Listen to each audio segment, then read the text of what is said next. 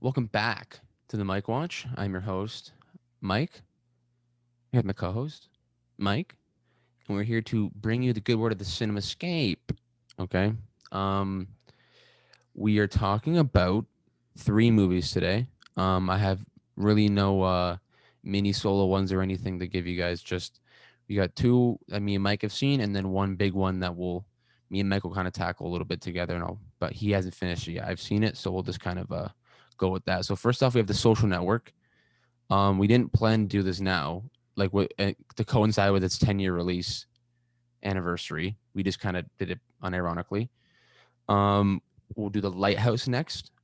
We want that's been one that I've wanted to do for a while, and then we're gonna do Girl with the Dragon Tattoo to kind of give you a little bit of a nice little Fincher wrap up. Um, so let's start with The Social Network. Let's get right into it. So 10 years ago, social media was not as big as it was now. That's just a fact. It was big, like there was Twitter and Facebook and MySpace and stuff like that, but it wasn't like as huge as it was now. The movie goes over a kind of exaggerated, sort of not 100% truthful, but kind of pretty much accurate detailing of Zuckerberg's journey with Facebook up until obviously the movie was made, Right. and mostly about his battle with Eduardo and the Winklevosses, which is the most pretentious last name maybe of all time. Winklevoss. I mean, I honestly, I didn't even care about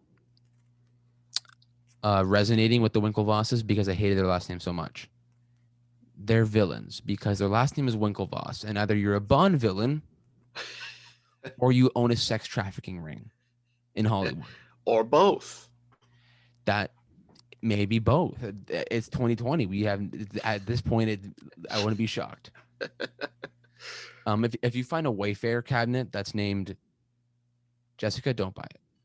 Anyways, um, The Social Network. Mike, when did you see it for the first time, and what was it like for you? Just like this week when I watched it for this, I hadn't seen it before. Oh, you hadn't. No. Oh wow. Um, which I know. Yeah, I feel like everybody's seen it at some point. Yeah. Um, honestly, um, I'm not a big Jesse Eisenberg fan, but this movie, he's really good in this fucking movie. Yeah. This has kind of been like his whole entire career has been like he did this. He was amazing in The Social Network, and then he's just been kind of Lex Luthor.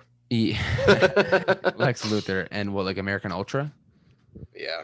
That's basically it. Like it's really been yeah.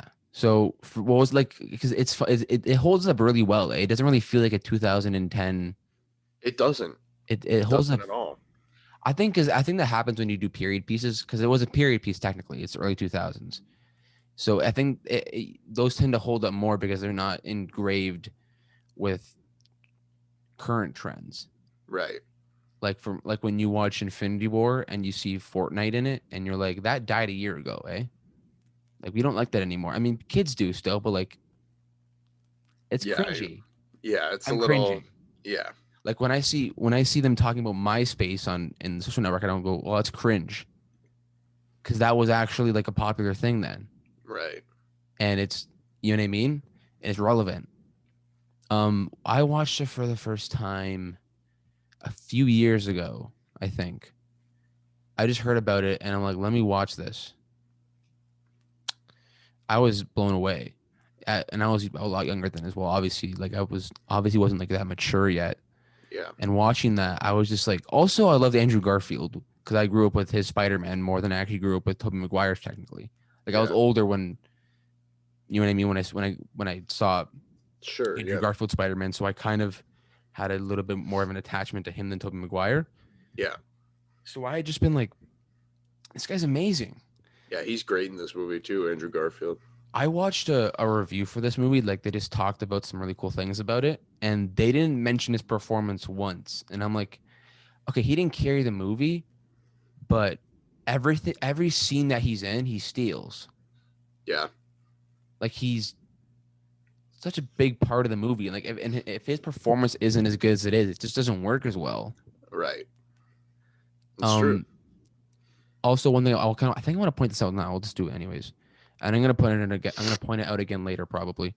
Um so we talked about Tenet a few weeks ago, and one of my biggest critiques of it was that the writing was just all over the place and kind of too much of Nolan.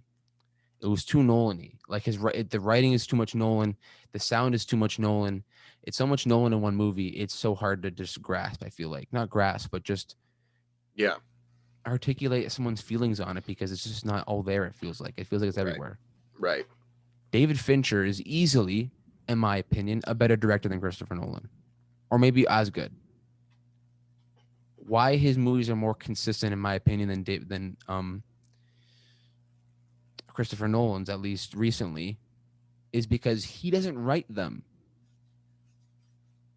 Aaron Sorkin wrote this movie, right? Yeah. And it still feels like a David Fincher movie, not an Aaron Sorkin movie. Right. If you watch Girl with the Dragon Tattoo, Steven Zalian wrote that movie. It does not feel like a Steven Zalian movie. It feels like a Fincher movie. Right. Um, Same with Steven Zalian and The Irishman with Scorsese. One thing I want to point out here in this movie, what I'm basically trying to say is the writing is really good and the directing is really good. They're two different entities with two different people behind it, and those things combined makes this movie what it is. Yeah. Exactly. This movie won an Oscar for best writing adapted screenplay. So Did it lose to Inception for Best Picture? it did lose. Yeah. It was That nominated, but it lost. Yeah. that's funny because I just said that I think this is better than most of what Nolan's made in the 2010s. To be honest, in You're the past 10 probably years, you're probably not wrong. like I think it's better than Tenet, Interstellar, Dark Knight Rises. Maybe not Inception. It definitely it could. That's a really good battle actually. Of two movies would be Social Network and Inception because it came out in the same Yeah. year and it has yeah. Anyways, this movie has like a lot of. It's like who's the villain? Like who really is the villain in this movie? Who's the antagonist? Like everyone's and it's not a bad thing. It's actually a really good thing because you end up it makes you think more about like who's right and who's wrong. It's not just like good versus evil. Like Eduardo wasn't a perfect character. He's not flawless, but Right. Right. he is victimized a little bit when it comes to stuff. So you do end up kind of swaying towards his um you resonate more with I guess Eduardo because he's more of a victim Right. than Zuck and the Winklevosses. Zuck. He is the Zuck. Also, the way this movie like you watch it a lot differently knowing how fucked Facebook is now. Yeah. Like the whole data mining and Russia and the elections, like him watching him testify in court. Imagine if you watch Jesse Eisenberg do like his test like that'd be so sick. That was a great fucking scene too. The all the what was which scene? Um, I forget what point it's at in the movie. Fuck. Let me see if I can find it. Is it when he's because there's a bunch of great monologues in those during those court debates. Yeah. Um. Was it the you have none of my attention? Yeah. Yeah. Yeah. That one. Yeah. Yeah. Yeah. Yeah, that one is so dope. I Mhm. quote that all the time. You have the minimal amount of my attention. Like that is that watching that scene I get goosebumps. And the one with I think which one's better though? That scene or Eduardo storming into the Facebook headquarters and screaming at Jesse Eisenberg in his face. I do like that scene too. Um. No, but I'd say the other one. When he says lawyer up asshole, I'm not coming for 30%. I'm coming for all of it. I literally was like, yes, I love lawsuits so much. I love lawsuits and people like just wanting their rights back and just being like, no, I don't want my rights when I'm um opposed to. I want everything. Give Mhm. me it all, cause fuck you. Obviously The he lost. fucking balls, eh? Obviously he lost it. He didn't get his 30% back. He got paid um an unannounced, undisclosed deal between him and Mark. Whether I don't know what it was, if it was worth it. Obviously Mark is worth like hundreds of tens of billions of dollars. Hmm. So I'm really hoping that he gave him a good amount, because if not, that's pretty fucked. Yeah. I want to talk about for a second the opening scene of Rooney Mara. Her character does nothing wrong in the movie, but to Mark Zuckerberg, she basically is like his origin story. Yeah. She's like the guy. She's the motivation for him to make Facebook and make Face Smash Yeah. and all that shit. I love the opening scene. I think it's beautiful. I think it's one of the best written scenes of this millennium, like of this century, easily. Is this It's definitely solid. Yeah. like it's ridiculously? I mean, just that fat. I think so many directors try to do that, like that fast pace back and Wes Anderson does it, like that fast pace back and forth. I'm speaking, you're speaking, I'm speaking, you're speaking. It's been done for decades, and it's Right. so hard to do, and to do it that masterfully. I mean, Yeah. Aaron Sorkin's just an absolute G for that. But you know what, too? Like a lot of these scenes in this movie, they don't feel like, I feel it feels like so natural. Like conversation feels so natural between a lot of the characters, Yeah, and it shows, I think, a lot in that first scene. And like it doesn't feel like it was scripted. You know what I mean? yeah. It feels like Rooney Mara and Jesse Eisenberg having an actual argument. Yeah. Yeah, like yeah, I know what you're saying, and just I think it's also a great testament to their performances. I mean, this movie again is wonderfully acted, maybe except for Justin Timberlake, who's like kind of you could have been casted better, I think, but it Yeah. works. I think it works though. I mean, like he's fine, I guess. Like I think it works. That's all I'm saying. I don't think he's even that great at all, but I think what his performance just somehow works with the movie. yeah, like I mean, he doesn't like steal the show, but you know. I think his performance is try. I think he's trying to, but he just can't. And I think that's why it works for his character in the movie. That's his character He's basically. I feel like he's one of those guys too that like if he shows up, people get distracted that like it's him, and then you're not really paying attention. You know what I mean? Yeah, I get I that. don't like maybe that was just me, but I think he wants to be Jamie Foxx. yeah. Except Jamie Foxx is a fucking phenomenal actor. But I wouldn't say he's a better musician than Justin Timberlake is. No, he's not a better musician, but he's a But better actor. exactly, but he wants to be Jamie Foxx. He wants to have both worlds down to a pat, and he can't. Okay, the movie shows that, but it works for the character, so I give it a pass. Um, yeah. So I was gonna ask the question: did Erica Albright turn Zuck into the Zuck? Basically, my question. Her character haunts him throughout the movie. Like this Yeah, haunts him. yeah, that's true. And when I would say probably yeah. I think so too.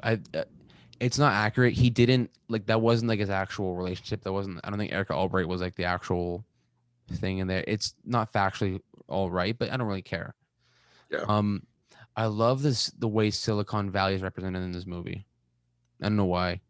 I just think it's like it's always represented like so corny, like just so not. It's so exaggerated of what it actually is. Right. And I think this is probably what it actually would have looked like, was just a constant party Yeah. of not like just random frat guys, like random frat nerd guys, just like they're just having way too much fun right now, Mhm. and like things are getting broken, and I gotta admit, Timberlake in that one scene when he's like, uh, who wants a bong hit? Like that's just it was kind of funny. I was laughing. I mean, it was funny. Like that whole scene is just like those girls are just hilarious. It was just hilarious. It's a Yeah, hilarious scene, it was funny. which is fun. Which is one of those things where it's like this movie. It's not a comedy, but it's hilarious. Hmm. There's so many jokes in here. I'm just like dying laughing, and I'm like, this is not even a comedy. This is a Fincher movie. Like what? You know what though? It works. Like it's not. It was never off-putting for me. No, not at all. You It know was what I mean? great Like because it lightens it up a little bit. It does. It's not because it wasn't that. it wasn't like Seven. It wasn't like a not even like a Fight Club or a Zodiac. Like it wasn't even that dark. The real life situation. Yeah. And if you're to exaggerate it where it's that dark, you're gonna start losing your audience because it's like, okay, are they gonna believe you? Are they gonna Right. believe the story that even though it's real, are they gonna believe it actually happened like this because of what they see Facebook as? Yeah. Exactly. But I feel like too, if there's no humor in this movie, it would seem kind of like just kind of dreary. You know what I mean? Like just kind of Fincher, yeah, like yeah. Fincher, like almost as like if Nolan wrote it himself and then directed it, and then it was just Right. too Nolan-y.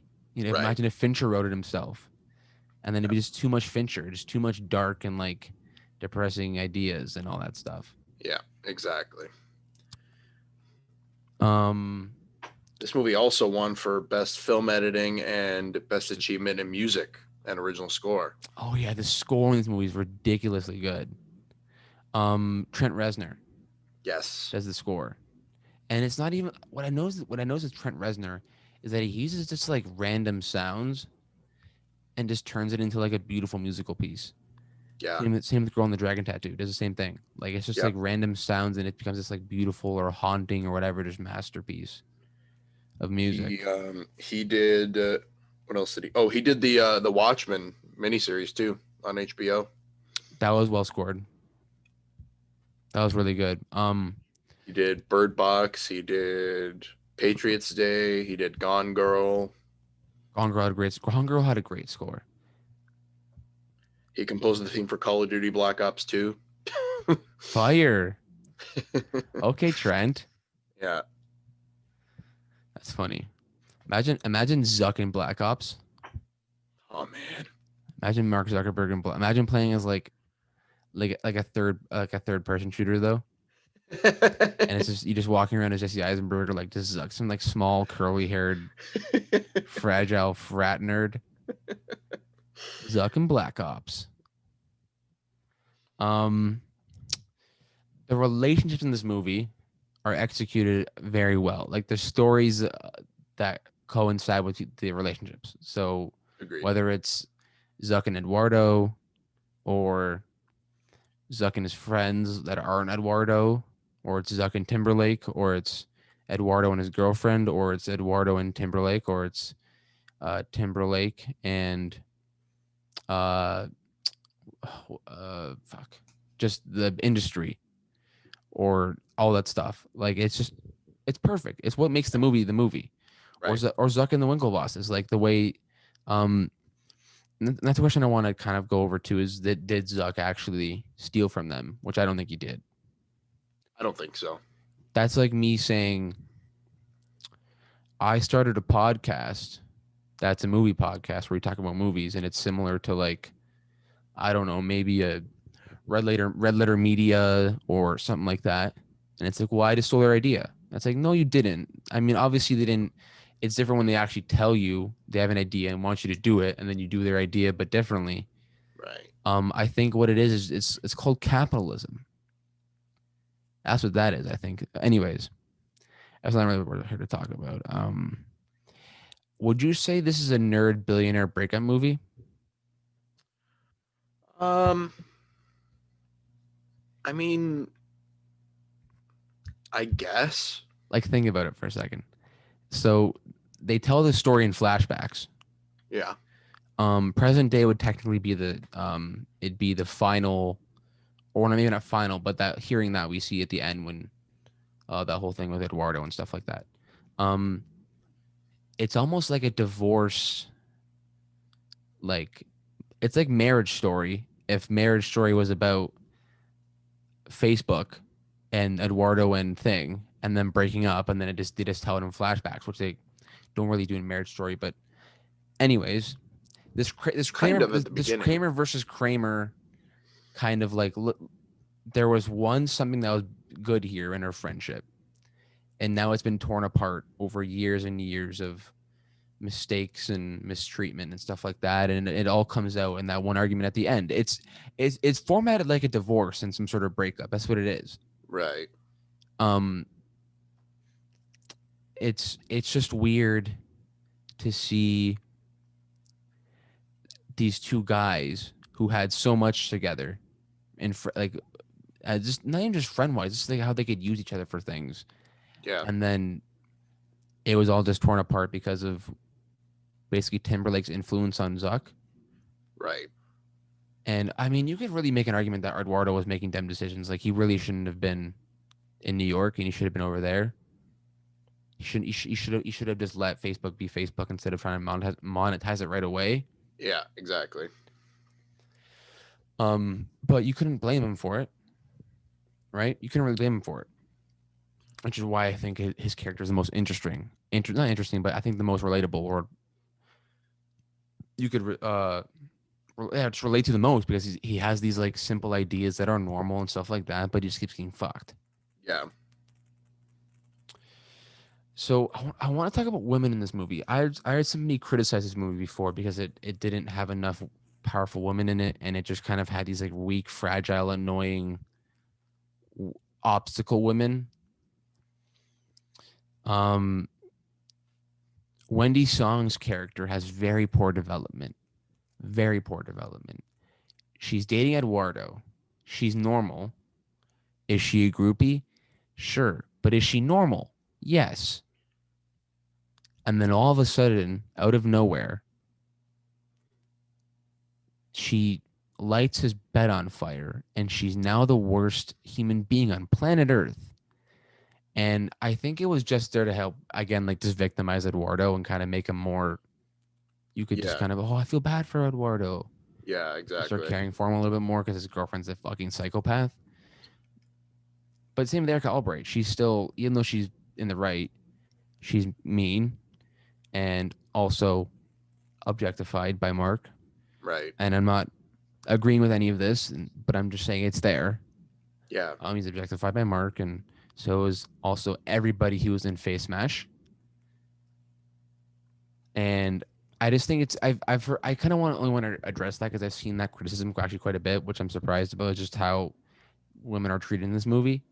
And I think it's more of a testament to what Mark Zuckerberg and what his idea of Facebook was and what the motivation behind it was and what it was for him. Right. His idea of his society. He had this like I mean, look in the beginning argument, he tells Erica Albright, Rooney Mara's character, that she's only here or we're only eating here right now because she used to blow the whatever it was, the door guy, whatever it was. I mean, Yeah. it's rude. He's an asshole. He's a complete asshole. Yeah. But For sure. But it's funny, but also like when you really think about it, though, there really is no women in this movie that are actually decent, like just as characters. yeah. That's. It definitely shows. Like they don't hide it. Like you know Yeah, what I and mean. I think I don't like I don't think it's a criticism on the movie. I think it's just a criticism of the time and Yeah. Like what their world was like and what they were going through. yeah. Like it's also like I mean it's just like At it's least in just the what movie. happened. That's just what happened. You know what I mean? Like you can't change fucking history. Apparently he did have a girlfriend though. Actually, at the time during all of this, Yeah. Mark did. Like he actually, it wasn't like he had like no women. Like they kind of make him like this like incel, like loser guy, and he creates Yeah. Just this and fucking plug. yeah, basically. And no, but he had a girlfriend apparently, and they didn't break up. Like that's when what started it. But I mean, maybe you know, what I mean, maybe it was. I don't know. I don't know. I wasn't there, but apparently he did have a girlfriend.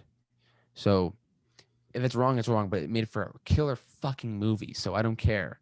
Yeah, really. Um, let's see. Mark is just a sad bastard. I have that point written down. Yeah, That's what he that's for is. sure. He has no friends, but he ends up making the site with billions of friends.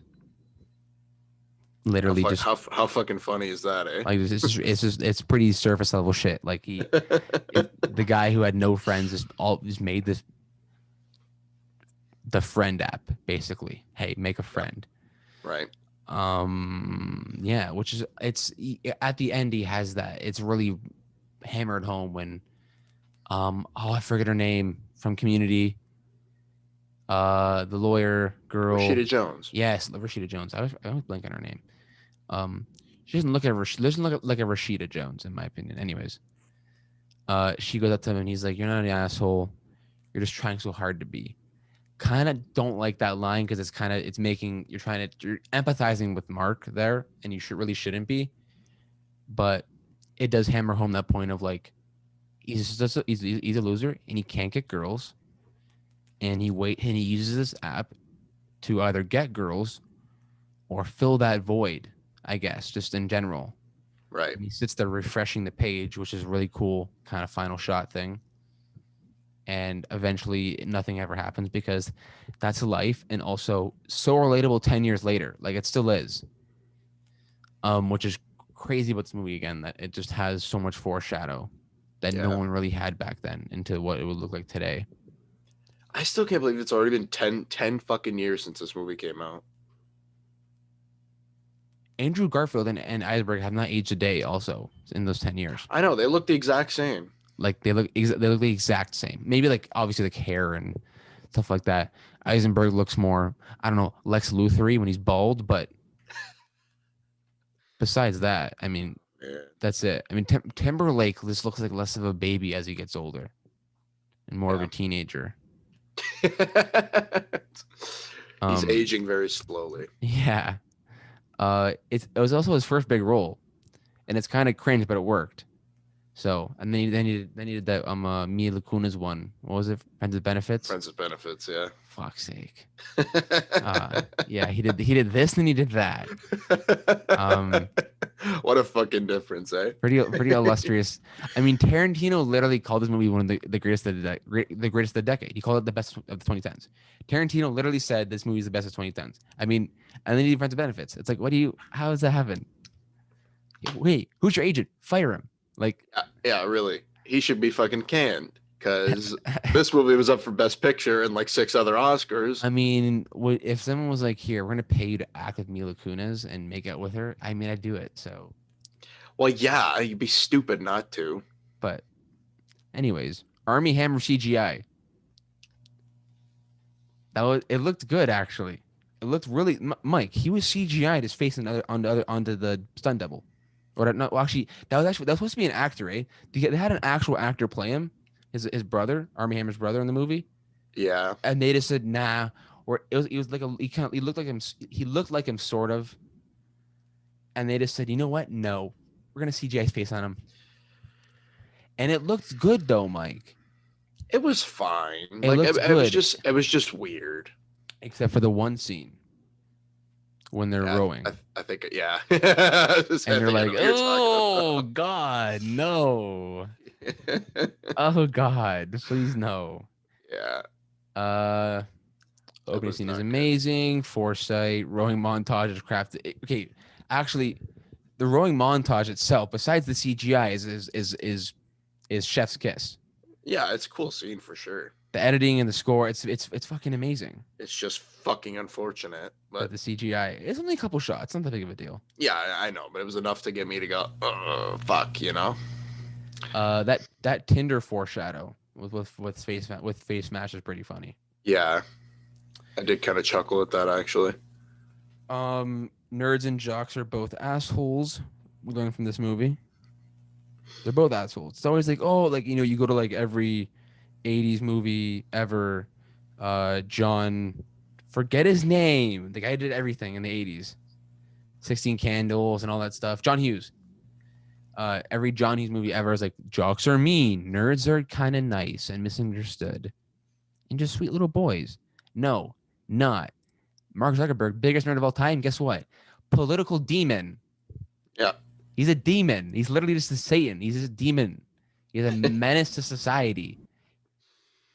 Bro, the elections, you had a hand in that? Facebook? Russia?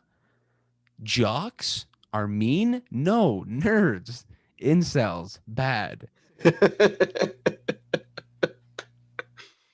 But yeah, technically the movie it's flawless almost. I mean, score, cinematography, lighting, setting, editing, acting, directing, sound design, pretty much from literally from the top to the bottom. It's pretty fucking. It's solid as fuck.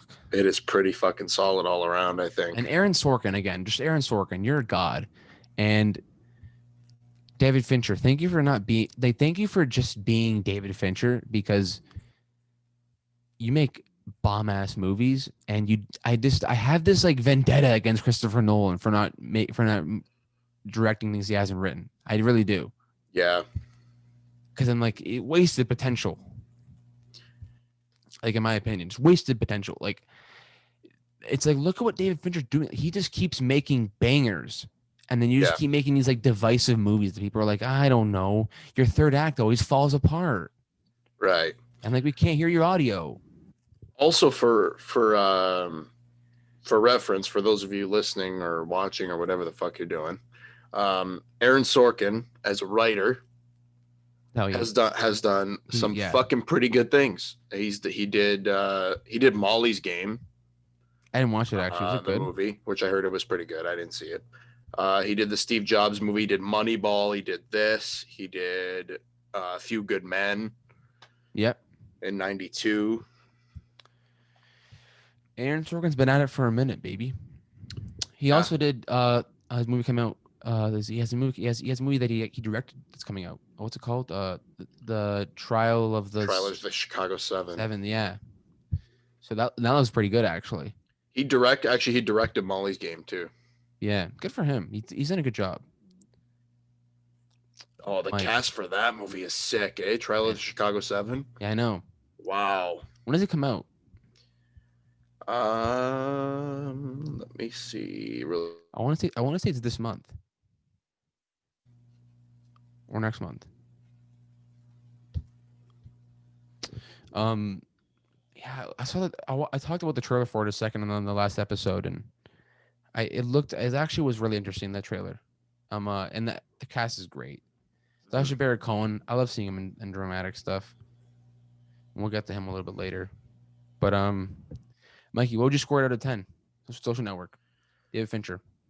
What would you rate it out of 10, baby? I'm gonna go. I'll go 8.7. I think 8.8. 8.8. I'll say 8.8. I'm going 9.5. I'm going 9.5 with it. I love this movie. I think it's fucking beautiful. I don't think it's the best of the decade, but it's best of the.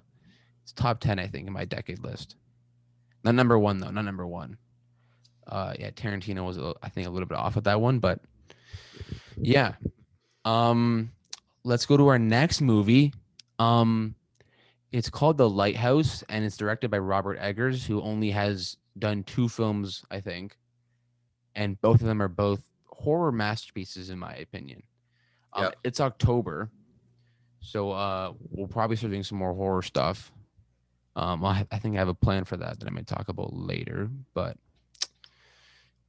this movie, we saw a trailer last year for this movie in theaters. I think going to see Joker.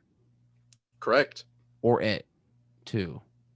We saw it in the fall last year. We saw a trailer for it, and since then, I was obsessed with it. I'm like, this is going to be amazing, 100%, without a doubt in my mind. Was not let down by any of that sense. Yeah. I watched it for the first time in shitty cam quality because I could not watch it on anything else. It was not in theaters anymore when I wanted to watch it because of limited release. Had to watch it in shitty quality illegally for the first time last year, watching it for the Oscars and finally watching it for myself as well. And I have to say, it is a fucking amazing movie. Okay? Mike, you watched it for the first time, I want to say it was like last winter. Yeah. Almost a year ago. I remember you talking about you and Matt watched it around December, I think. Yeah, it was it was a while ago since I saw it. Mm-hmm. But holy God, is this movie fucking good? Yeah. Yeah. Where do you start with this though? Where do we start with this? Where do you just start with the movie? I really don't know where to start. I have 1,000 notes about it. Okay, honestly, I want to say this. This movie being in black and white is amazing. Black and white, chrono something photography, Yeah. which means the black is blacker in it. Sounds odd to say that, but yeah, the black is blacker in it. Stuff is darker, looks rougher, shot on old lenses. Yep. Also up for best achievement in cinematography, but didn't win. Yes, I'm gonna let's just talk about the snubs right now. Listen, Academy Awards, you gave it a cinematography nomination, so you acknowledge the fact that it is the movie. How did you not give Willem Dafoe Best Actor or Supporting Actor Oscar? I'm honest. I'm He should have been at least nominated, at yeah, least. yeah. I think he won. He won at the Spirit Awards, which is my favorite award show now for film. Is the Independent Spirit Awards because obviously it's for independent movies, which sounds pretentious, but at the same time, usually those ones I find actually being better than ones that the Oscars nominate. So, Yeah, anyways, um, he won for that and deserved it. Adam Sandler won Best Actor. Should have been nominated last year for Uncut Gems, in my opinion. Um, listen, I mean, even for score, at least nominate it. Like, give it more than just cinematography, which it deserved probably to win. Not win, maybe not win actually, because 1917 was pretty mind blowing for cinematography. What was that face, Mike? What do you mean? I mean, I guess. It was Mike, an achievement in cinematography. I mean, a one shot like that. I Deakins is guess. Roger Deakins is a fucking god Yeah, I know. who has a better podcast than us, anyways. Um, literally has a better podcast than us, and only has like 10 episodes. Like he literally just been interviewing everybody. Like Josh Brolin just went on there, and I'm like, We're gonna this have isn't him on one fair. day. This isn't fair. Just call it. Hey Josh, do me a favor. Can you come on my podcast? Like what? I just texted Steven Glickman because everyone's talking to Steven Glickman. So I'm like, oh, let's see if I can talk to Steven Glickman. I haven't got an answer back yet. Anyways, big time rush. You have to keep us posted on that. Big time rush. He's literally he's the guy from Big Time Rush. He's the guy with the glasses, the music exec. I thought I could reach out to him. I don't know. Anyways, so I'm gonna try and start with uh just some stuff that you notice metaphorically and stuff like that. Whatever. Some deep thoughts. Also, it's hard to talk about it because there's so many lies in this movie, like just lies to them, between them, to each other, to themselves. What is real in this movie? Yeah, Like that's the what is best part. That's the best part about this movie is that the whole movie has you just going, "What the fuck?" Like, I want to refer to Willem Dafoe as old and Pattinson as young because that's how they're referred to in the script. Um, so old, or let's call him Dafoe, but Willem Dafoe's character, his leg is whatever hurt. He's limping. In a later scene, he's dancing a jig, perfectly fine. mm, Right? It's a lie. Wake's former employee died in an accident. Then you see his head in a lobster trap. Maybe Pattinson is seeing it wrong. He's delusional. Who knows what it is? But there's some sort of lie there as well about the past worker. Howard says, or Howard, Thomas Howard, which is young Pattinson, says 1 day has passed since the boat left or whatever. Wake says weeks. All right? He says weeks. What's he trying to do? Who's he lying? What's he lying about? Who's right? Is he just trying to make Young doubt himself so he can take control of him? Like, what is it? What's going on? yeah, Also, power fart. Just power fart. Just fart, and that's you assert dominance now over your employee, which is sure. disgusting. He farted many times in his face. It's disgusting, Mike. Yeah, He farted. that actually happened He in this farted movie. multiple times. Yeah, In his face. It should have had an Oscar for sound. It should have had an Oscar for sound design. I mean, it's just the fart sounded pretty good. It sounded real. You know what I mean? It worked. Even when the God. first fart, he's behind the pillar in the room, and you just see his ass creep out a little bit behind the pillar, and you see the fart, and I'm like, great blocking, great sound design, good fart. Anyways, anyways, um, Mike, talk about Pattinson for a second and just him in the movie and his character. Okay, so this movie was the first thing I'd seen him in. Actually, I didn't see him in Twilight because I didn't watch those movies. 'Cause I'm not a fucking loser. But um, I've seen the so first one. so this was the first movie that I saw him in. like ever. Wow. And yeah, right. So I didn't have that kind of sour taste in my mouth. You know what I mean? Because You had a like perception. everybody else did. Yeah, like Yeah. I knew of his obviously his performances in Twilight because who didn't? Right. Um, but yeah, this was the first movie that I saw, and holy fuck, what an introduction! Because he's incredible in this movie. He pulls off the accent really well. They both do actually. Yeah. Um, it's like it wasn't off-putting. Like remember how I was saying in Devil All the Time when he fucking does that stupid accent, it kind of makes you laugh because it's like, He kind of fluctuated with the accent in this movie a little bit. I feel like it came and went just a tiny bit, just a tiny yeah. bit, a few times. But that wasn't. It wasn't. It was really good though. It was well done. His accent in this movie. But also, I mean, it's hard. He's fucking British, so Yeah, you know. that is true. He has to do like a 1800s like Boston accent. Yeah, exactly. Um, what was I gonna say? But yeah, his character's it's fucked, and Pattinson just fucked in this movie, Yeah. and should have been nominated for an Oscar. But you know, you know, it's fine. Honestly, they both probably should have, and not that they would have won per se, but It should have been nominated. Yeah. they should have at least gotten the recognition that they deserve. You know what I mean? Like Defoe not getting nominated to me is just it's a tragedy. Like how do you do that? Like it's such a big misstep on the Academy side to not nominate Willem Dafoe. I feel like it's so blatantly obvious to nominate him. Yeah. Like it just is. It's like, has he? He hasn't won an Oscar yet. No, He's but been he's he's like been nominated 4 times. he's easily one of the best actors working today, like top 5. He was nominated for supporting actor for 3 of the 4 of them. And then he was up in 2019 for At Eternity's Gate. Right, which he was great in. It's a He really was good up movie. for The Florida Project, Shadow the Vampire, and Platoon, which is a great movie too. Yeah, I mean he should have yeah, by those means he should have been nominated this year. Like it's just those that's his best. It's easily a top 3 performance of his. Yeah, Maybe his best. it would have been the 2020 awards, right? Some movie came out Yep. in 2019. Yep. Yep. Yep. So let me see who was up for supporting actor, because it It was a pretty stacked. Anthony Hopkins, Brad Pitt, Joe Pesci, Al Pacino. Pacino, and oh my god, who was it? Pesci, Pacino, Hopkins, Brad Pitt. Was it Christian Bale Oh, and it was Tom Hanks for fucking Beautiful Day in the Neighborhood. for supporting actor? Yeah. Fuck. I don't know why. I thought he would have been the lead in that movie because the movie's like about him, but I don't Yeah, know. but it's actually not. You know that the reporter.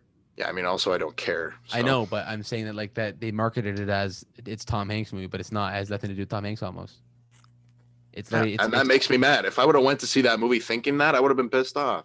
I mean, it does, but I mean, it's the main story is not Tom Hanks, but the reporter who goes to Yeah, interview they were Tom Hanks. just trying to get him another fucking Oscar. Oh, for fuck's sake, man! I can't believe They they're knew what they nominated were for doing. that. Like it's just Tom Hanks again. Same with the cat. Even giving Anthony Hopkins a nomination. It's just Anthony Hopkins again doing Anthony Hopkins. Yeah, it's like we know he's a great actor. You know what I mean? Like, Give it to Defoe or like you know what I Yeah. mean. honestly, that class of Oscars, fuck, I would have been happy with anybody who would have won there, Well, that's except why- Tom Hanks. That's why last year was so hard for me because I'm like, even the people that got nominated and the movies got nominated, Yeah, I liked most of them a lot. You know what I mean? Like Irishman, I thought was amazing, and I think I should have got more recognition from the Oscars and more awards, but it's fine. yeah. Um, Even like, man, fuck, I'm like that was probably one of the most stacked Oscars I think I've ever seen. yeah, that in like 2014 probably. Yeah, like even like I was just looking at the best supporting actresses was fucking stacked too. Laura Dern, Kathy Bates, Scarlett Johansson, Margot Robbie. Yeah, It was crazy. that was pretty. It is pretty nuts when you think about it. How nuts not like last year was a disgusting year for movies, and this year's just like Sonic the Hedgehog. Yeah, now there's like no movies 2020. So, Who wins this year so far? Best actor for you? oh Christ. What even came out this year? I don't know, Sonic the Hedgehog. I'm giving it to Sonic. Moving on. We're moving on from this now. Okay, so I had a thought about this movie that it's pretty obvious. Would you say okay? So it comes off that a part of this movie, the part of the plot or whatever that goes through it, is isolation. It's Yeah. pretty obvious. They're on there for weeks, months, whatever it is. We don't know. Could be 2 days. Who knows? Um, I don't think it's isolation itself that's the problem. I think it's isolation with Willem Dafoe's character that drives them crazy, or Pattinson crazy at least. Mm, Because Willem Dafoe's character is always off. He's always off in the movie. He's not like he's normal. He's never like Pattinson is though. He's sane at least through most of it. right. Um, but I think it's Thomas himself. It's the way he is manipulative and he gaslights him Hmm. and all that stuff. And I think it's more of that than the actual isolation. Bro, also like what is the lighthouse? Like what is this light is like what is it? What's the meaning behind it? Like I don't know. Mike, do you know?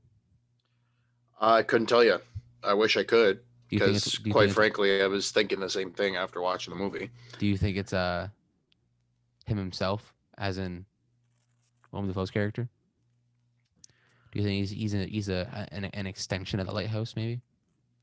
I mean, could be. It's just a really it's a really lonely person that just is manipulative and gaslights its guests into wanting to love it and know it more, and then eventually just it's promised the freedom that it never actually gets, and it just dies. It kills the person because you're not worthy of us.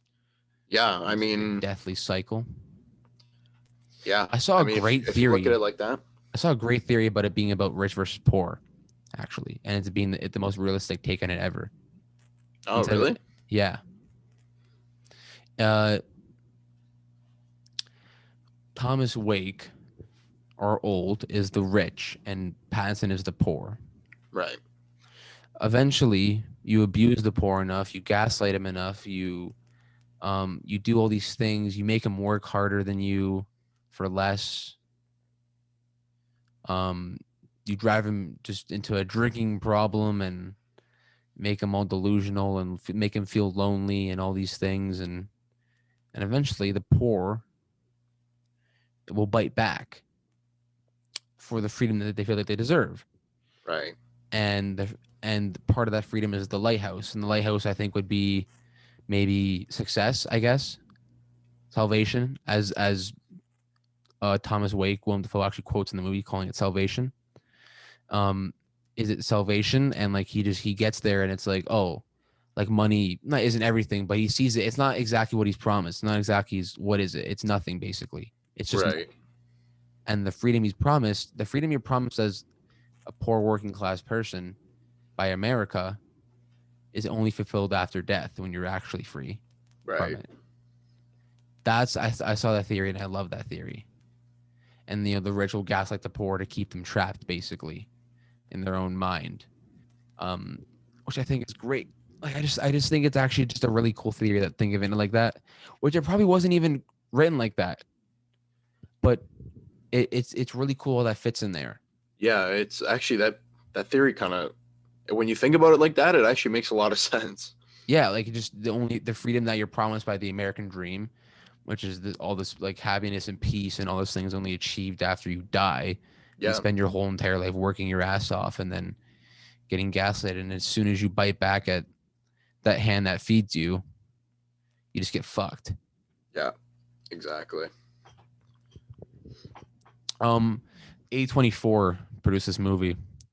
We Yes. haven't done many A24 films yet, but I think we will eventually. And just a teaser for basically the fact that A24 is easily the best production company working right now. Like they're the most consistent. They've had some stinkers, not stinkers, but just like some not great movies, but Yeah, they haven't hit everyone out of the park, but they haven't like last year. I'm gonna show you. Let's go last year. Let's go to my Letterboxd and let's see what movies last year were in my top 20 that were A24 movies. Let's oh just take a man, look. they've done fuck man, they've done so many. Yeah. Oh yeah. Like Hereditary, Uncut Gems, Midsommar, Lady Bird. Waves. Yeah, The Witch, Good Time, Yeah. Room, Mm-hmm. La- Disaster Artist. last black man in San Francisco as well. Yep, yep. Let me show you in my top 10 right now. So, Enemy with Jake Gyllenhaal. yep, Enemy as well. So Waves, Uncut Gems, The Lighthouse are three, and Parasite is not. So wait, Lighthouse and Uncut Gems are my top five. That's two. Yep. A24. Waves is number six. Um, I think Under the Silver Lake was one as well. That was 14. Midsummer was 17. Last Black Man in San Francisco was 21. I think was The Farewell at 24 as well. Was The Farewell at 24? I think it was. No, it wasn't. Never mind. Uh, It wasn't. No, it wasn't. Never mind. Yeah. So a bunch basically. They've done a lot, or more than I think people would realize they've done actually, like especially last year. yeah. Um, Portrait was Neon. Yeah, that wasn't. Yeah, yeah. So Just, yeah, just in 2019, man. Like Lighthouse, Uncut Gems, Midsommar. Like that's fucked. those Farewell. three. Oh, The Farewell was them. Yeah. Oh, was fair. Yeah, was Farewell as well. Oh yeah. Okay. So, Yeah. if Waves. yep, all last year, and those are all my top 20. Yeah. Last Black Man in San Francisco was last year. Yep. Native Son. Didn't see that one. Um, I there's wanted to though. there's a couple other ones too. Just nuts. They also did, I think, what would have been with Florida Project. I think as well, they did with Yep. Defoe. Yep. So I mean, you kind of see the pattern here, the pattern with A24, with their actors and stuff like that, and with Willem Dafoe, Robert Pattinson. They kind of have their directors like Robert Eggers and Ari Aster. Both fucking quality directors too. They're carrying art house horror. Yeah. Like they're just, oh, it's fucking great. I just love seeing this shit, man. Ari Aster. Actually, those are two directors that you could probably pit up against each other. With like, you know what I Oh, mean? 100%. Like Robert Eggers and Ari if Aster. you told me that The Lighthouse is better than Midsummer and vice versa, I wouldn't be mad. Yeah. Like I had Midsummer at like 17 on my list, but don't get me wrong, I fucking love Midsummer a lot. Those like these four films, like between Hereditary, Midsommar, The Witch, and The Lighthouse. Yeah. Like they're all like, not that they're similar, but They're under that art house horror kind of camp. Yeah. Yeah, exactly. Like last year, like think about it. Like Midsummer I thought was fucking phenomenal. It's a great movie. Same with Ford v Ferrari and The Farewell and all that stuff. Farewell's only at 20 on my list, The Farewell, and I thought it was fucking amazing. Last year was ridiculous. It was ridiculous last year. Like this is absolutely nuts. Knives Out, my top 10. Okay, real quick, let's go through it right now. Once Upon a Time in Hollywood, I have Monos, Marriage Story, Greener Grass, Waves, Uncut Gems, Portrait of a Lady on Fire, The Lighthouse, The Irishman, and Parasite. Some of those movies I think are some of the greatest of our century so far. All came out last year. And that is a testament to me to The Lighthouse of how well it stood up against those movies, I think. Creatively and artistically and aesthetically and all that stuff. Yeah, exactly. And technically as well. Also, it was shot in Nova Scotia. Yes, that's right. Had a very weird, had very horrible weather conditions, and just an intense shoot, and a very intense shoot apparently. And I just love it. I love it. Yeah. I love everything about the movie. I love everything about it. I don't want to get too much into like technical stuff about it, just because like I mean like spec wise and whatnot, because it really isn't that important to it. I mean it is, but it isn't. And we haven't even talked about the whole Promethean Greek mythology aspect to it yet, and I don't even want to really get into it because it's just so fucking nuts, and just how Prometheus is Pattinson and the eagles or the vultures picking at Prometheus is like the seagulls picking at Pattinson, and all this stuff and and motivation. All that shit is in there. I don't want to really get into it. You can find it on YouTube. There's 1,000 fucking video essays on it on YouTube. Yeah, yeah. But I love that rich versus poor analogy so much for it. Yeah. Because I find rich versus poor is done so much now today with so little nuance, except for Parasite and Snowpiercer. Like, what was that one called? Fucking the one on Netflix that came out, the elevator. What was it called? It was stupid. The Spanish movie with did you see it on Netflix? Oh fuck, what was it called? Probably not. It was it was crazy. Like there was crazy shit in it. Oh god damn it! Now I forget. Did I put? Please tell me to my rank list for this year. It is okay. Good. The Platform. Hated that movie. Hated it. Yeah, I didn't see that. People loved it. 4 stars, 3 star. Like I gave it. What did I give it? Like what? Like 2 stars? Yeah, 2 stars. That's me being generous. Okay. There's very bad ways to do um poor versus rich and whatnot, inequality and financial stuff like that. There's very poor ways to do it, no pun intended. And it's done so with so little nuance today. And I think applying that analogy to the Lighthouse is just perfect.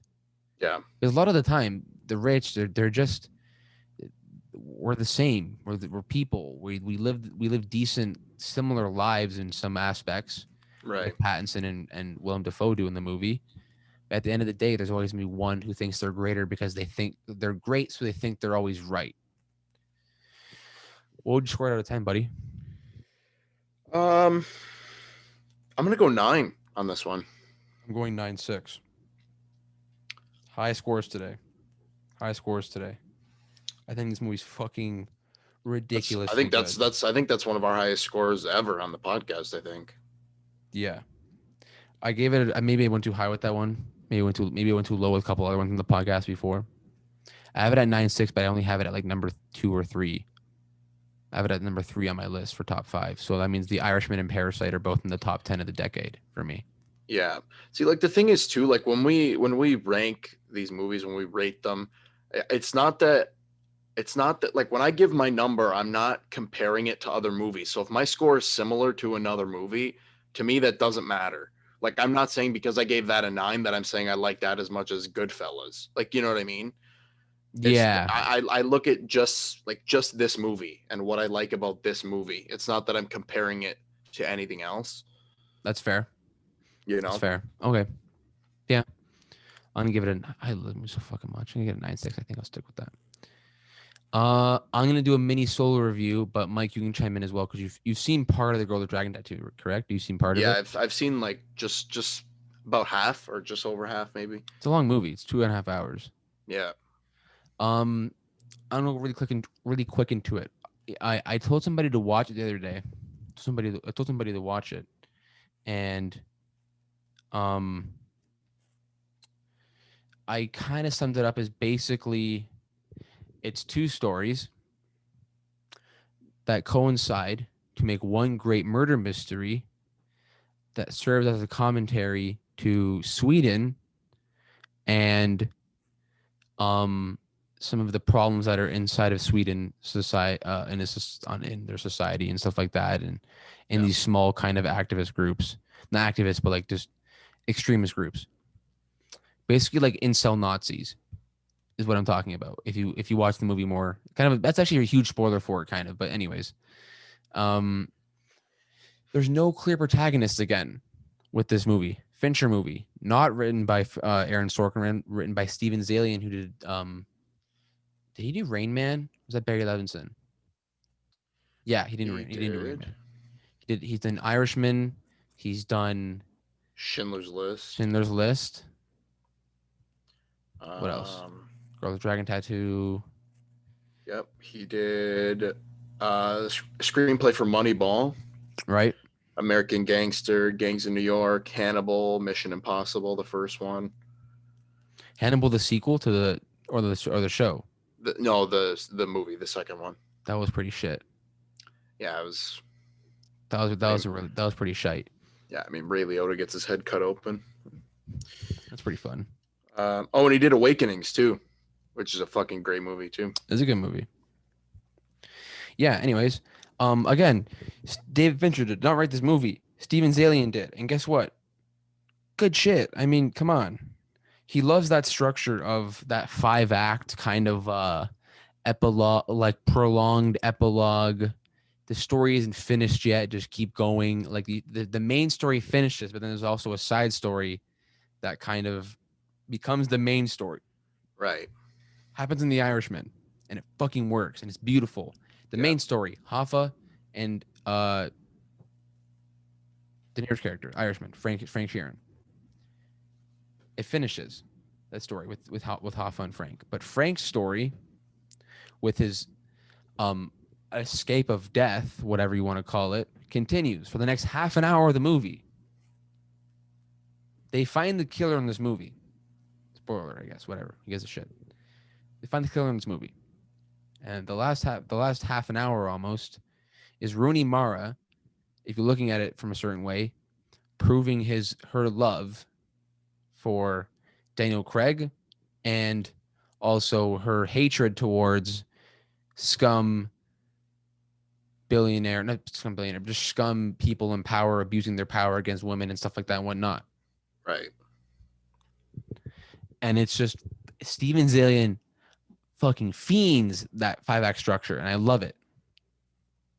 Also, this cast is fucking sick too. Yeah, go out. Well, I'm gonna tell you why he had a sick cast in a second, but go off. Who's in the cast, Mikey? So we got so Daniel Craig, obviously Rooney Mara, Christopher Plummer, who's a solid actor too. Stellan Skarsgård, Robin Wright's in this movie too, man. She is, yeah. She's another one. Joel Kinnaman's in it as well for like 3 seconds. Yep. And the reason why these characters are in there and they're so well casted, even though they have small roles, is because there was a trilogy planned. It's actually part of a trilogy of books. Yeah. Didn't they put out a second movie? No, they didn't.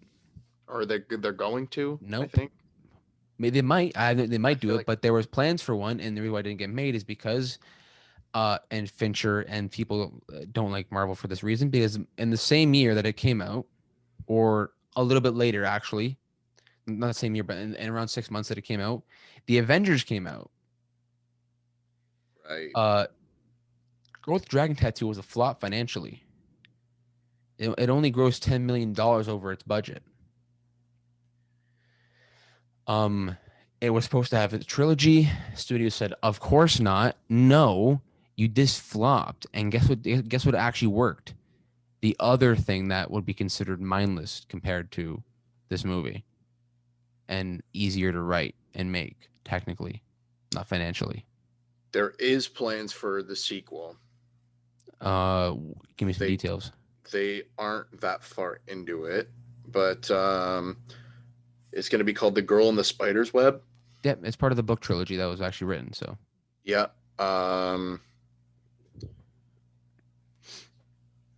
Sony, yeah, I guess Sony is in the process of planning it, but they're not far into it at all. So yeah, because it didn't make any money last time. That's what happened, and it's sad because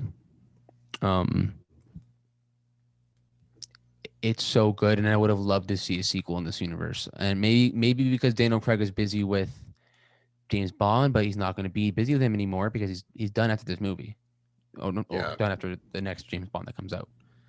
So that being said, I hope there's a sequel. Let's get into the story a little bit more. So Immigrant Song kicks off the intro, performed by a woman. This is very interesting. More spoiler alerts. Stellan Skarsgård's character kills immigrant whores. Immigrant Song, performed by a girl. I'm gonna leave it at that. That's kind of clever. Yeah, there's a lot of Swedish commentary about xenophobia and whatnot, but anyways, there's great tension in the movie. Great tension between the mystery, the relationships, the characters, all that stuff is really good. Daniel Craig is great as not James Bond. You see him as like a way more emasculine role than what James Bond is. way more sheltered and more fragile and more um emotional than he usually is as Bond. And I loved Right. it. It was great seeing him like that. A little off-putting, I'm not gonna lie, because you don't really see him as like that. It's very off-putting, I Sure. think. Yeah. But it's Well, really interesting to watch. I felt the same too, kind of with Daniel Craig and Knives Out. Sure. Yeah. You know what I Yeah. mean? Like, because it's like when he's not playing Bond, so you're like, oh, okay, you know, It definitely is a you little bit off-putting. you gotta kind of get used to it. He's a talented actor though, and He's a good actor, he yeah. should get more of these roles. He should get more of these roles. He will now. I think now that after he's done playing Bond, I feel like he'll. He'll do some more indie stuff, I think. Yeah, smaller stuff. I think the sequel for Knives Out, I think he's gonna be in. Good. I love that. Uh, yeah, a lot of like Nazis are in this movie as well. It's really funny. Like they have these like this like subtle Nazi subplot with Stellan Skarsgård's character and their family, that they're kind of Nazis and also hate Jewish girls, especially immigrant Jewish girls. They refer to as whores. But and anyways, uh, I think the way the movie is paced is perfect. I think it has that same Gone Girl cinematography that I feel like it has this very like those cuts, those like Yeah, really you know what I'm talking about, that it's like he does that like it's like that fade that he yeah, does, those quick fades. yeah. Oh, it's perfect. It's modern. It's like modern Hitchcock. It's fucking genius. I love it. Um, I think Trent Reznor did the score again for this movie, and it's great. I think it's Trent Reznor. Correct me if I'm wrong. Music by Trent Reznor. Yes. Yeah, Trent Reznor did the score for this movie, and it was fucking great. Like, there's literally a scene where it's based. There's a zamboni in the back that a janitor is using, and it turns the sound of the zamboni turns into the score, like turns into the actual music, and Yeah. kind of ominous sound in the back that turns into this like almost like again like Hitchcock or John Carpenter type background music in this horror. It's not a horror movie, but it has these very horror serial killer aspects, like Gone Girl did. And I love He's it. done. Trent Reznor's actually done a lot of stuff with Nine Inch Nails, which is pretty Oh cool. yeah, Yeah, I didn't know that. That's really dope. a lot of He's a lot fucking of goaded. a lot of music videos and shorts and shit like that for them. Oh, I love this. This movie's it's so and it aesthetically is great too. The movie, just the way Yeah, it it looks, looks. Yeah, it just has yeah, this you're right. It gives off that kind of Gone Girl. like this. It's like it has this kind of like, besides the Gone Girl aesthetic that it kind of has, Yeah, like very small town Gone Girlish thing that it has with this like Americanized version of Sweden yeah, and all those things. And there's Rooney Mara, the American actor playing the Swedish girl with a Swedish accent, and Daniel Craig is playing the Swedish guy with the English accent. Is the English guy playing the Swedish guy with the English accent, and then Stellan Skarsgård is the Swedish guy playing the Swedish guy speaking English. And I thought it was really funny. Not funny, Oh, but just interesting. that sequel came out already. They did a sequel? No, wait. It might have been to the hold on. It might have been to the original Swedish version though, It was because there was this is a remake, by the way. This is a remake of a Swedish movie that came out. it came out in 2018. It was called The Girl in the Spider's Web, but it was a different actress. It was the Swedish one, probably. Claire Foy played her in this one. Um, Mikey, I think it's the Swedish one. I Lakeith think. Stanfield was in this one though. What the fuck? Yeah, The Girl in the Spider's Web. Let me look this up right now. How did I not know about this? Stephen Merchant was in it. What the hell? What's it called? Girl Yeah, with the Spider Webs? came out 2 years ago. Girl with the Spider Web, you said? What's it called? Yeah, The Girl in the Spider's Web. The Spider's Web. Okay. Oh, hold on a second. Fred Alvarez direct. Ophelia Alvarez. 2.6 Oh, stars. yeah, of course. Huh. What studios though? Was it Sony? Holy shit, Columbia was part of it and Sony. What? Related films. Girl with the Dragon Tattoo. Oh, what the fuck? What the hell? There's a sequel to this movie. That's kind of fucked, eh? I feel like I remembered that coming out. Like I remember seeing trailers for it, but I remember not being interested. I'm so mad that it came out. Why is this a thing? Why didn't they just leave it when it didn't get a sequel in the first place? Why'd they do this? Why? That's stupid. Listen, the movie's great. Okay, it's great. It's fun watch, not fun, dark watch, but interesting watch. Great performances, great twists, great action. Um, interesting rape scenes, to say the least. Kind of entertaining if you don't like if you have a big hatred for Hollywood, big abusive pedophile, Epstein, Weinstein people. You like this movie a lot. It's very. She has this like subtle. Also, she's lesbian and it's not forced. Thank you for that, by the way. Yeah. Great stuff. We like when it's not forced. You like when it's just, oh, she likes girls. Okay, cool. Yeah. Like not like I'm lesbian. Like she's also very, she's a very kind of empowering character actually. If you not empowering, but she does is like she has a lot of, she stands up Right. and tries to do good for women and stuff like that, and it does not feel forced and stupid. It just feels natural and badass. Yeah. There is less action than actually apparently there usually is in the book, or I think, or maybe there isn't, but I've heard that I do appreciate that it is the action is very like this not it's very nuanced and everything in the movie, Yeah. and it's great. Stellan Skarsgård is amazing in this movie. Also disgusting, but yeah, I'm gonna give it an 8-9 out of 10. 8-9. Fair enough. Okay, Mikey. We got some news. We got Right? some news. Francis and the Godfather, starring Oscar Isaac and Jake Gyllenhaal, and it's to be helmed by Barry Levinson, the man behind Rain Man. I'm pretty sure. I think. What are your thoughts? I What are your thoughts? I don't know how I feel about this. It's a movie about the making of The Godfather, by the way.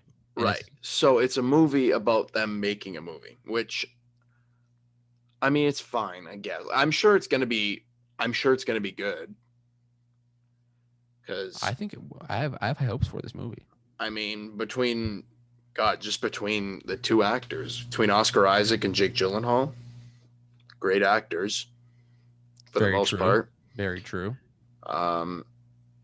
You know, Yeah. and then when you got talent behind the camera too, I'm sure it's gonna work. But I don't know, because I know there was like a lot of shit that happened behind the scenes of that movie, like of The Godfather. So It was fucked. I'm sure it would be kind of an interesting movie to watch. I don't think anybody's really. I don't think there is like. Is there like any documentaries or anything on it? There's behind the scenes stuff Yeah. that's to come out probably in Blu-rays and whatnot and stuff like that. But Mhm. no, it's been well documented what's happened. I think there's actually a book about it that I'm pretty sure they're gonna go off of. Or there's a book about the guy that Gyllenhaal was playing, Robert Evans, who was the head of Paramount. He wrote about this, I'm pretty sure, in a book.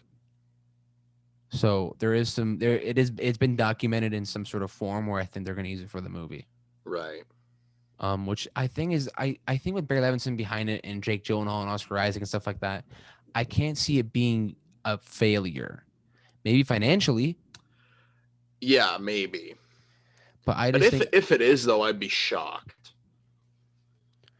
yeah, I agree. And I think I'm in there to take more of like some comedy aspect to it as well. I would assume to make it really like almost like disaster artisty, Yeah. Yeah, exactly. not too parody like that, but yeah, just kind of very nuanced. Yeah. I guess I keep using the word, but yeah, I'm excited for that. It should be dope. And then we also got The Godfather 3. Basically like what's it called? And they renamed it to what it should have been. Thank you. Instead of Godfather Part 3. The Godfather, The Death of Michael Corleone, or the God was it is it Godfather Coda, the death of Michael Corleone. I'm pretty sure that's what it's called. We're gonna get that coming out, which it still doesn't have Robert Duvall in it, but that's fine. Should have been Godfather 3, but Paramount's Yeah. stupid. They didn't pay him enough money. So they should have paid him the money. Guess what? Well, you should have paid him the money because he would have been the movie. It would have been better. I just don't get it. Also, Coppola, just don't make it next time. But I get it. You're broke. It's fine. Um, Also, don't put your daughter in it when she can't act.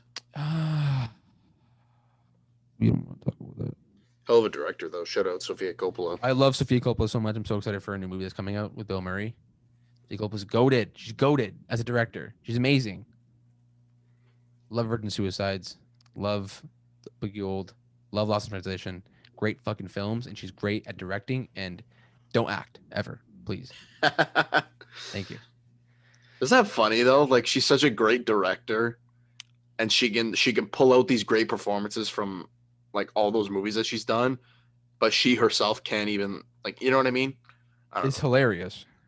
It's Maybe- it's just like how does that even such a genius, beautiful mind just can't pull it. Their only good scene I think is the death scene, which actually I almost cried when I saw it. Her death scene in Godfather 3, which I'm probably on my own on that one, but But it's only good because of fucking Pacino, though. I don't think it's and good the on her score. part. Oh my god, the score. Yeah, Oh my god, I'll watch it. I'm gonna watch it and just watch it because of how fucking genius it is. And he's screaming, and you can't hear him screaming because the score is replacing the scream, and it's beautiful. yeah, God, I love it. yeah. I did like that actually. There were aspects of that movie that I liked. Yeah, there's a great movie inside of there. That's Yeah, why I'm like hyped up for it. like overall, I think it's a decent movie, but it's nowhere near as good as 1 and 2. Obviously, If you take out the Sofia Coppola stuff with Andy Garcia, there is some really good stuff in there. You know, you got the Immobilati, and you got like that whole thing. I think is great. It's fucking cool. yeah, I like when Coppola goes into history and politics of things and incorporates it into his movies because it's fire. mhm. Okay, Godfather. What's it about? It's about a king and his 3 sons. Okay, but you know what it is? It's that story, but it's put into the 40s and 50s of mob milieu in New York. Okay, simple. It's beautiful. It's masterful. Anyways, moving on. Electro, Jamie Foxx. What the fuck's happening? Oh man, this threw me off because I was actually talking about this with my buddies last night. We were talking about the idea of a live action Spider Verse and bringing back um, maybe Tobey Maguire and maybe Andrew Garfield, even though he got fired from Spider Man 3 because he's a fucking piece of shit. No, that was Sony's fault. Whatever. Sony they're being meanies, okay? And Andrew's like, fine, bye. Whatever. But with Jamie Foxx coming back, Not blue. he's not going to be blue. Apparently, he No posted blue. something and Yeah. then he took it down because apparently it was like a spoiler, I guess. But he said he's Oopsies. not going to be blue, which I like Thank God. because he looked like he looked fucking poots in the fucking Amazing Spider-Man 2. Yeah, he did. But I'm confused because now with him being in this movie and Jameson, like J.K. Simmons being back in the MCU, that's all 3 Spider-Man universes are kind of all tied together now. You know what I mean? Right. Which I mean, I don't know if that's like because they could have easily like they're obviously doing it on purpose. They could have easily found another actor to play Electro if they wanted to use him. That's what I'm saying. It's like when you hear that news, you're not just like, oh, Electro's back. You're like, okay, they casted the same guy who played him 7 years ago. Right. Like they obviously did that on purpose. Yeah, exactly. Like it's just ridiculous for anybody to not think that. Basically, in my opinion, that they're not trying to use it for some sort of multiverse thing that they're going for, even if they don't get Tobey Maguire back. That's maybe why they got Electro back. Yeah. It's because they couldn't get. Oh my God! Imagine. Oh, Willem Dafoe's dead though. Never mind. Green Goblin. Imagine he came back as Green. How dope would that be? That'd be cool. I know. I'm just confused. I just don't know what. Or like fucking imagine James Franco. No, no, James Franco. Doesn't he No. die in Spider-Man 3? But nobody gives a fuck. Yeah, he it's does. like, He blows up. Yeah, it's like who cares about that fucking movie? But yeah, I don't know. I don't know what their plan is. I love Jamie Foxx. I think as Electro in Amazing Spider-Man 2, I think he was decent. He just looked like shit, and he was in a shit movie. Yeah, well, what he was given, he did pretty good. Yeah. But I'm kind of excited to see him back. 100%. Especially if we're talking Sinister Six and we're talking about Michael Keaton, him, Gyllenhaal, Jared Leto. It's stacked. But look at Michael Keaton taking it like some sort of like just taking it back. Just take everything. Just taking it back, Michael Keaton. He's Vulture. He's Batman again. He's goated. He's McDonald's. He's Birdman. He's everything. All right. He's part. He uncovered pedophiles in church in Boston. Yeah. He's really just gone and done it, hasn't he?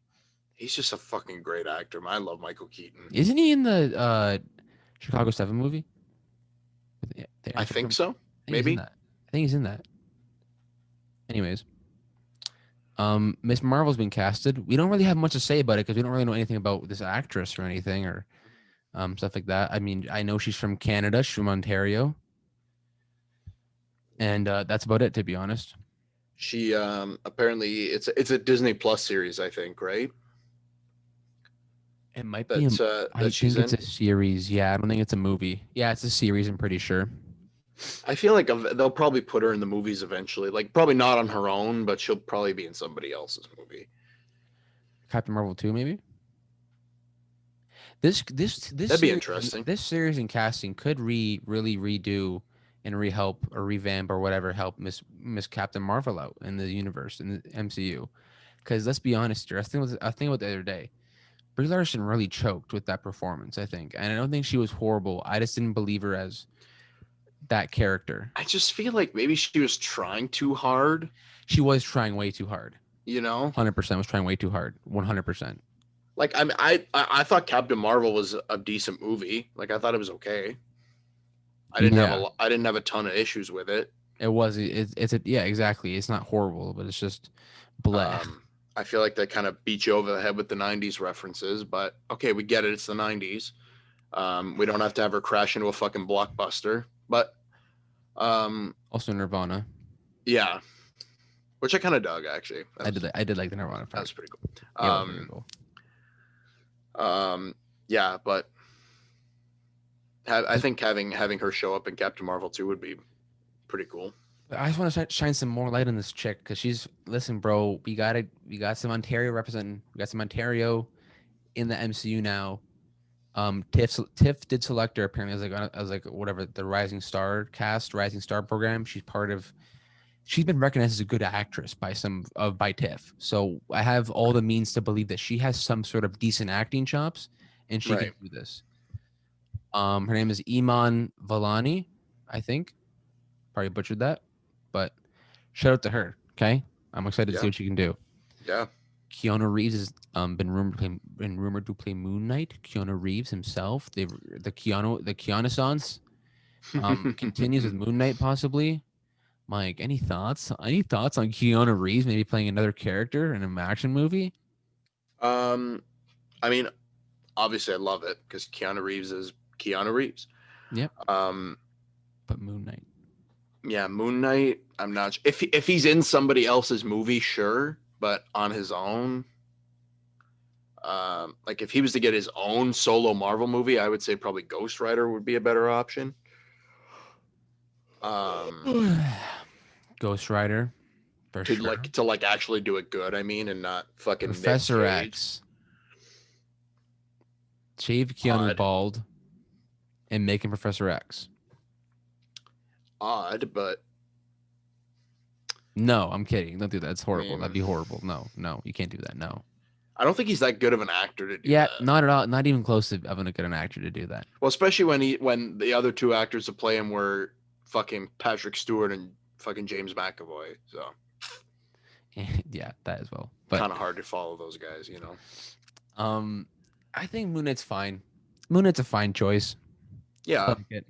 I like to see a series though, a Disney Plus series, and make it a little bit mature as well. You know, don't be afraid. Don't be afraid, Marvel. Let it happen. I know it's Disney Plus, but come on, you want to see it. You want to see it be dark and violent, Yeah. like John Exactly. Wick in the MCU. Yes. You know what I mean? Like exactly like John Wick. That fucking Copy it. one scene in the fucking library where he's fighting that one fucking guy and he gets the book and he like His name is Boban Marjanovic. Okay, and he's a great basketball player. We love Boban. We love Boban. Boban makes you wake up in the morning and live. Okay? Okay, nice. Theaters push back everything. Yep. Or sorry, studios push back everything. Theaters are dying. LOL F in the chat. Also, no Marvel movies for this year for the first time since fucking like 09. Thank God. I need a Fucking break. weird. I don't even care, to be honest. I need a break. Yeah. Yeah, No. really. I'm just more sad because theaters are gonna die. I keep yawning though. Even though I care so much, I really do. I don't want theaters to die. Please don't die. Put out movies. I saw an ad today for Cineplex on TikTok, and I'm like, it was for the one at the across from the Eaton Center on Yonge and Dundas. Yep. There's a Cineplex there with a milestone like right next to it, and they're like, come in for a movie and then go eat with your scene card. And I'm just like, please go, please listen to that. Please, everybody go do this. Please go to the movies. Go buy a ticket to Tenet or Unhinged, whatever it is. Just buy a ticket to something. Unhinged. They need to survive. Yeah. They're gonna die. It's a slow death right now. Even if that means you guys have to go see Russell Crowe be a fucking fat lunatic, then just do it, man. Oh, you mean Russell Crowe? Yeah, Russell Crowe just being Russell Crowe. You mean Russell Crowe? Damn. Oh God. Please save movie theaters. Mike, you said you wanted to rant. Actually, let's save it for the end. Well, it'll be our final thing. I want to mention one thing first. Barry Jenkins, Lion King sequel. I don't even want to talk about it just because you want to know what it is. It's gonna be Lion King 2, and it's gonna be another sequel, and they're gonna redo it. Hopefully, make it better. I don't know. How about this? Don't do it at all. You know what I mean? You know what? You know what's gonna happen? It's What? gonna come out. It's gonna be exactly like the fucking animated one. People are gonna bitch about it. It's still gonna make $1 billion, and they're probably gonna do a third one, and that's how it's gonna go. They need money. Because Disney needs money. Their parks aren't doing well. As well. That's why they need money, and they want to do it from the movies. And they just, not that they need money, but they just want money. They just want everybody's money all the time. You know? Capitalism. Yeah. At its finest.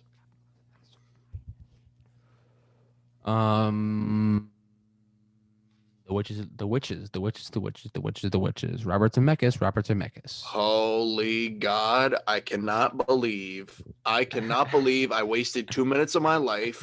When you say I cannot believe, I'm ready. Why? I can't even believe that I sat through 2 minutes of that trailer.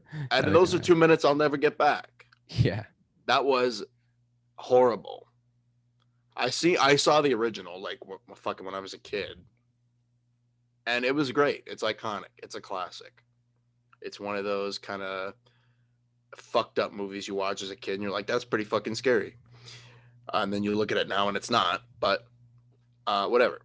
Also, Anne Hathaway. No, don't play a witch, you know, in a fucking HBO Max fucking movie. Yeah. Like, you're better than that, you know? She is. Like, a lot better than that. Contrary to belief, she is better than that. Like, don't be in a movie where you got to play a witch and there's fucking shit CGI mice running around, you know? I love such CGI mice. I love those guys. I love such CGI mice. I haven't seen the trailer. Don't plan on it. Don't. Spare yourself. I'm trying. I wish I had. I clicked on that trailer and Lights Camera Barstool posted it and I thought, wow.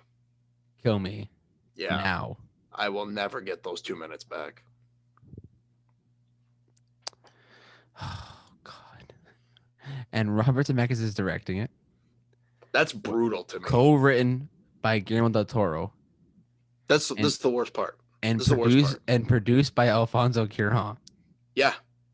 3 talents behind camera that are fucking crazy good. Balls to the wall, like, Best of the best, basically. best of the best, top tier, elite. And they're doing an HBO Max movie where Anne Hathaway plays a witch. You know? A god. Yeah. Nice. The French Dispatch has been pushed back probably to Cannes 2021 Film Festival, and I'm sad about it. Mike, you wanted to rant about streaming services. Every time I go in the group chat, I see a message from Mike about this is why Netflix is $80 billion in debt. Well, okay, listen. This is what's happening, okay? Also, I was gonna mention before, Netflix wants to do a fucking Conan the Barbarian fucking show. Yeah, do it. Yeah. Also, why you're $40 billion in debt? Stop doing shit like that. Nobody's gonna watch it. That's not true. Second of all, that's not true. Why is there 800 different streaming services? And like, why do they all cost fucking $1 million? Like, there's movies that are coming out on whatever, Amazon Prime or fucking, I don't know, whatever, HBO, Disney Plus, who cares? There's movies that are actually, or Apple TV is another one. Like, there's movies or shows that are on there that if they went to theaters or like were on TV, I would watch them.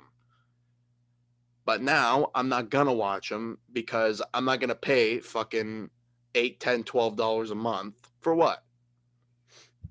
I already pay that for fucking Netflix and Disney Plus, and that's too much money. Netflix is fucking like $14 trillion now because they're fucking in debt. Because they keep making Conan the Barbarian fucking shows and shit like that nobody watches. I think you're off with Conan the Barbarian. I think people will watch that. It depends. Depends who's in it. They're gonna make it good. I think they're gonna do something good with it. But like, I don't understand. I don't understand why I have to pay $1 trillion fucking dollars. Yeah. For all the, like, how many are there? There's fucking like, holy shit. There's fucking Amazon, Netflix, Disney, Apple TV, Hulu, fucking Peacock. Yeah. Like, you know what I mean? And that's way too many. HBO Max. Yeah, HBO. Yeah, like Crave. Regular HBO, you got to pay for. Now they got a fucking streaming service. You got to pay for that shit too. Which is actually also have you mentioned how HBO Max is the biggest flop in this whole entire streaming service industry so far? Well, yeah, because they just keep fucking putting out. No, because they didn't put it out anywhere except for the States. And also, you flop with your original content most of it in the beginning. Yeah. So even Disney Plus is hanging on by a fucking thread right now, because Mandalorian. Yeah. That's it. Yeah. Hanging on by a fucking thread. Also, bro, that's the only reason that many people got Disney Plus to begin with, was to watch The Mandalorian. For the most part. Yeah. There's those Disney fans out there that are like, oh, fucking. I had it. I'm a huge Marvel fan. Well, that was part of the reason I got it too. I love Star Wars. Yeah. I love Fox. Hey, guess what? You know what you do? You fuck Hulu. Get rid of it. Disney, you own Hulu. Why do you own Hulu? Make Hulu integrated into Disney Plus. Right. Bring it to one area instead of spreading it out and then making competition in your own company. Right. In your own company, you have competition of another streaming service. And then guess what? Without Hulu, that's one less fucking streaming service that I got to pay for. You know what I mean? That's what I'm talking about. Also, Hulu isn't even available in Canada. Right. Like, Disney Plus is available mostly everywhere now. Mostly. It's getting there. It wasn't at first, though, Disney Plus. No, but not like HBO Max, where it could be years before we see it in other countries. Yeah, that's stupid. The HBO Max should have If been it, held off. hey, You want to know why? You want to know why? Because it's Warner Brothers. They have everything. They don't have kid shows and just kid stuff. They have right, everything. They have literally everything. They have been yep, the biggest studio in Hollywood for 100 fucking years. You have yep. all of the content ever made. Why did you flop? Why did you flop? Why isn't it Warner Brothers Max and not HBO Max? Why? Literally, It was a bigger HBO name, I guess. Max, Also, realistically, boxing. You have Showtime. What are you doing? Continue. exactly. That's what I'm saying. Like every fucking Warner Brothers owns every movie ever, and they should all be on HBO Max. And there's no reason that it should have flopped. Also, fucking launch it in other countries instead of just the fucking US, you fucking idiots. And Like, wait, also on Roku as well. Like not just yeah, like, it's not even on Roku. Like hey, if it's not, if HBO Max isn't fucking out by the time Justice League comes out, I'm gonna fucking shoot myself. oh, I'm okay with that because that means we can pay for it. Like, we just pay for Snyder Cut. That's what I want to do. I want to pay for. Oh yeah, like if it means like if I could like actually buy like maybe a physical copy of it would be nice too, Oh, they're not. No, you just buy a digitally one. or digitally. Yeah, Yeah, it's probably gonna be digital. I'd buy the Blu-ray. I want to buy the Bluray. But I want to see it till after maybe I'll rent it first and then yeah, because it could be but complete fucking garbage. But it could be. I bet it would actually. I bet it's gonna be garbage. Well, the thing is, it's the same. It's the same It's not. movie, just like a little better. It's Like you my know what I problem mean? with it's my Nolan. I'm gonna call It's it my it's I'm gonna just, call it my it's just Nolan theory. like it's Call the it my same. Nolan theory. It's the same story, give or It's take. Zack You know what I Snyder, mean? fucking Zack Snyder. That's what it is. That movie. Hey, you liked Superman and Justice League? How about Green Lantern and Martian Manhunter as well, and Darkseid as well, Hmm. as well. You know, Yeah, everybody as well. Also, everybody as well in the movie, and then everybody has their own story in the movie as well, and then yeah, everybody is also as well in the movie. yeah. So It's like yeah, here's a character, but here's also 10 side characters, and also with those side characters comes 10 other side stories. And it's like now I'm gonna take 5 hours to fucking tell you the story. yes, exactly, You know? Mikey. What are we gonna do? You know. I don't know. Not pay for fucking streaming services. That's what I'm gonna do. Start, oh, like me, like me, and legally watch stuff. Yeah, honestly, that's what it comes to. That's Anyways, what it comes to. I don't pay for NBA. I don't pay for nothing. Okay, No, fuck that. I don't pay for any sports. Any sports. Okay. They literally pay for fucking Netflix and Disney Plus, and already that's fucking way too much. Yeah, fuck cable TV. Anyways. Yeah, there's nothing good on there anyway. Since fucking Breaking Bad finished. And yeah, really, and the overcharges too. Anyways, all right, guys. Thank you for listening to this episode of the Mike Watch. Thank you for watching, possibly. Because I haven't put any clips up last time because I wanted to wait till I got the proper editing service, and then I didn't get it. So we'll see what happens next week. Expect next week to get a bunch of clips on YouTube and Instagram and full episodes, possibly, in the next 2 weeks. We're working on some stuff right now behind the scenes.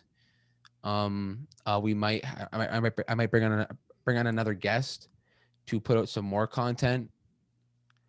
We're just kind of building this bitch, but one thing I want everybody to know: we're never gonna get rid of this right here. What we're doing right now. This will never die unless I say so. Okay, unless I give God permission to get rid of it, then it goes away. No one will ever touch this. Okay, and if you're listening, you know who you are. This will never be changed. Okay, thank you. Thank you for listening and watching. Enjoy your day, and go to the movies, please. Please. Yes, please. Even if it's to go see fucking Russell Crowe, be fucking Russell Crowe. Just go. With more road rage though. Pay the fucking whatever. Pay the fucking $18 for a water and a fucking movie ticket and get in there and fucking help them out a little. Yeah, thank you. Thank you for listening and watching. Have a good day.